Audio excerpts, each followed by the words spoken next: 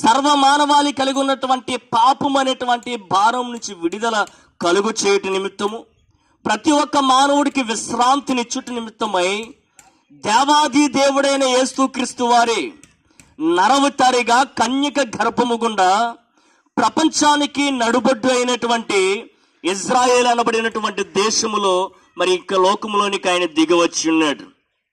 ఆయన 33.5 సంవత్సరాలు జీవించి మానవ అతీతమైనటువంటి ఎన్నో గొప్ప కార్యాలను, అద్భుతాలను, సూచక్రియలను చేసి తనలోని దైవత్వాన్ని ఈ లోకానికి బయలుపరుచున్నాడు.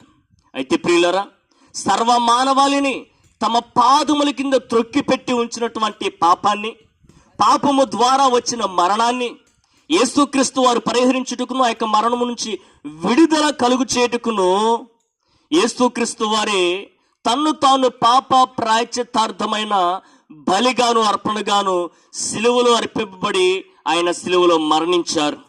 ఆయన సమాధి చేయబడి తిరిగి సజీవునిగా మృతులలోంచి లేచి పరలోక రాజ్యానికి వెళ్ళి ఉన్నారు. ఈ మాటలు వింటున్న ప్రియ సహోదరి సహోదరుడా, దేవుని ప్రజలారా గమనించండి. యేసుక్రీస్తు రక్తము మనల్ని ప్రతి పాపము నుంచి విడిపించి పవిత్రులుగా, నిర్దోషులుగా చేస్తూ ఉన్నది.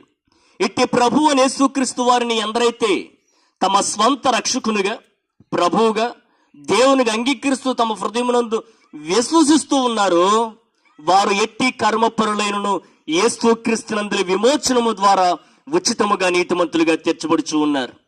అట్టి వారు పాపరహితులుగా తీర్చబడి వారు దేవునికి కుమారులుగాను పరలోక రాజ్యమునకు హక్కుదారులుగా తీర్చబడుచు ఉన్నారు.